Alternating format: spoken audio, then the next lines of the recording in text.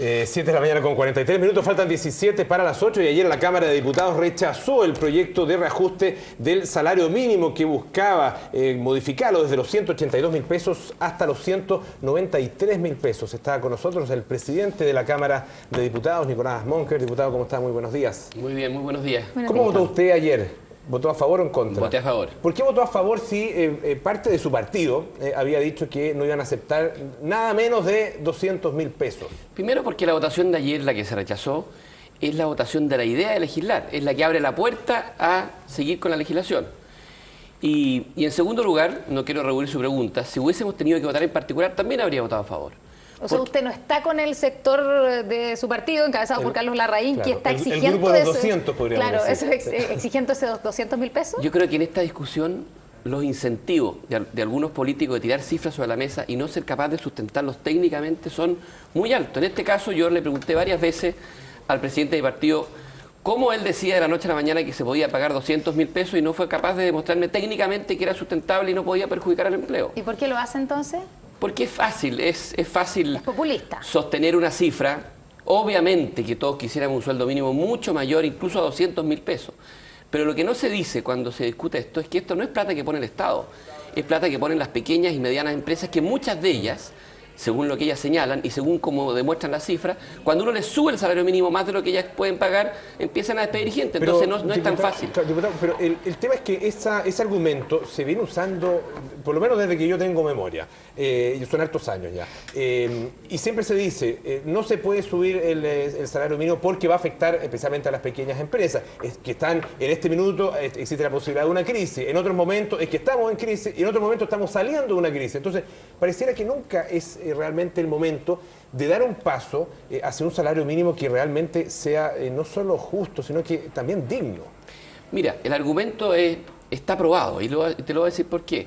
Cuando se incrementó sustantivamente el salario mínimo, que fue en los periodos de la crisis asiática, que fue 99, 2000, efectivamente a los 6 meses el desempleo se disparó a 2 dígitos. Teníamos un desempleo de 6%. Pero no es culpa del aumento del salario mínimo, hubo una serie de otras razones, unas tasas de interés gigantescas en ese minuto. Polo, yo no soy economista, pero hay 20 estudios de economistas que analizaron esa situación y le echan la culpa directamente al salario mínimo. Pero te voy a dar otra razón. Si uno analiza todos los reajustes del salario mínimo desde el año 2000 hasta la fecha, es decir, los gobiernos de Lago, de Michelle Bachelet, todos han estado en un promedio del 2 al 3%. Entonces yo no puedo creer que todos los gobiernos, todos los años sean tan egoístas, tan apretados como para no querer incrementar el salario mínimo en forma más alta. Entonces, te insisto, es muy fácil decir, por favor, lo mínimo que uno puede pedirle para una persona es un salario mínimo de 250.000 pesos. Yo comparto que hay un salario ético como el que establece el señor Goich, mínimo de 250.000 pesos. Pero sí creo que es obligación del Estado formar ese salario con subsidios, como es el ingreso ético familiar, más que dictando una ley que diga, mire, desde mañana todos los que tienen emprendimiento tienen que pagar ese 250.000 pesos. Porque eso sería lo más fácil para el gobierno no pone ni un peso y tampoco asume las consecuencias. Diputado, claro, pero en ese sentido también siempre hay condiciones, claro, en este punto estamos en una crisis mundial y que no sabemos bien cómo nos va a afectar, ¿cierto? Viene eso, pero también está el alza del precio de los alimentos. Hoy día está todo carísimo, eso es lo que justificó que el gobierno decretara, ¿cierto?, un bono para poder paliar esa alza o que la gente se aliviara un poco. ¿No sería más lógico, en vez de dar un bono de vez en cuando, realmente incrementar ese salario de una forma que a la gente le alcance para un poco más? Porque el IPC ha subido, o sea, finalmente el aumento del que se está proponiendo para el salario mínimo no cubre el alza del IPC. Yo personalmente creo que no es más lógico por la siguiente razón, porque el gran fantasma del trabajador... Primero, ¿quiénes ganan el salario mínimo? Son trabajadores más vulnerables, de pequeñas y medianas empresas. Y esas personas, lamentablemente, el gran terror que tienen es que el empresario o el pequeño empresario les diga, mire, ¿sabe qué más? No te puedo pagar el mínimo, no te puedo pagar el salario que establece la ley, te sigo contratando, pero informalmente. Entonces, si tú me preguntas a mí, lo más fácil para el gobierno, lo que más aplauso sacaría es decir, subamos el salario mínimo a 250.000 pesos. Pero yo creo que lo más difícil para el gobierno, pero es la obligación es decirlo, vamos a llegar a 250.000 pesos a través de un bono directo, porque yo garantizo que te lo pago, o a través de ingreso ético familiar u otras fórmulas que se inventen para que la persona tenga el ingreso mínimo en su bolsillo y no que eventualmente se exponga a que le digan, ¿sabe qué más? No te voy a poder seguir pagando o te voy a tener que hacer un contrato informal, que es el gran problema que hoy día existe en Chile. Yo insisto, estas son las discusiones más injustas para cualquier gobierno, para para el de Michelle Bachelet, para el de Ricardo Lagos, porque si el gobierno actúa para la galería, debería subir mucho más el sueldo y no asume ni un costo ni responsabilidad.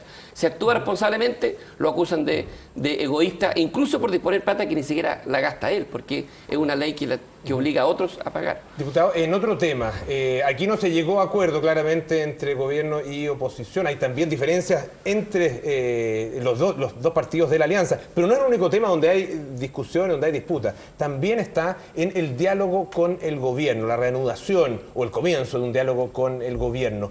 ¿De qué manera Renovación Nacional, de qué manera además usted desde la Cámara puede colaborar en ese sentido? Se ha puesto como condición las reformas constitucionales, la reforma del sistema binominal. ¿Usted está de acuerdo en que eso se aborde para la reanudación de ese diálogo? Yo no creo que haya ninguna condición que valga para condicionar o vetar un diálogo. Ni aquellos que dicen que si usted habla del binominal, yo me salgo a la mesa de conversaciones, o ni aquellos que la exigen como condición del diálogo. Evidentemente que en Chile tenemos que discutir cambios al sistema electoral. Es evidente. Como si tenemos 1 millón de personas en la calle que deslegitiman el sistema. ¿Y por qué le cuesta tanto al gobierno, entonces, diputado, incluirlo? O sea, es tanto el peso de la UDI, que me imagino que queda en evidencia que son ellos los que están poniendo las trabas, tanto así que ponen en riesgo este diálogo con la oposición. A mí me parece que, te insisto, Connie, yo creo que todos los temas tienen que estar sobre la mesa. No veo por qué tengamos que vetar un tema y dejarlo fuera.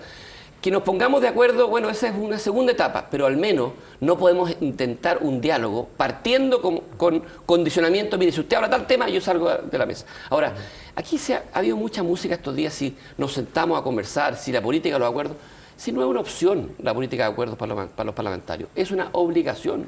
La gente le pide a gritos a los diputados, pónganse de acuerdo en este tema o en todo.